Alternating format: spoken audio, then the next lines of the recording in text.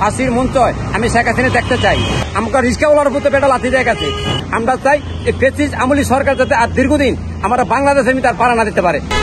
অতি দূরত যদি ডক্টর ইউনূস সাহেব বাংলাদেশের মানুষকে ভালো থাকে, ইসলামকে ভালো থাকে, দেশের প্রতি মায়া থেকে থাকে, তাহলে আমি মনে করি এখন জামাত শিবির এবং বিএনপির মিলে না তাকাইয়া উনি যত বর্তমান আছে উনি পেটটা বুকে আমরা সবাই ওনাকে বয়াইছি বা চাইছি, কিন্তু উনি দ্রুত এই বিচারটা করবো এবং আমাদের এরকম বিচার চাই।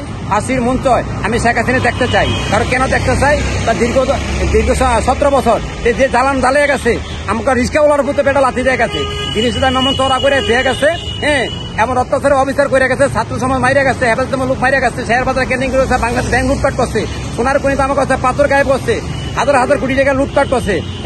এই সমস্ত কারণে আমরা অসুস্থ হয়ে গেছি। আমরা চাই এই ফ্যাসিস্ট আমলি সরকার যাতে আর দীর্ঘদিন আমরা বাংলাদেশে তার পাড়া না দিতে পারে।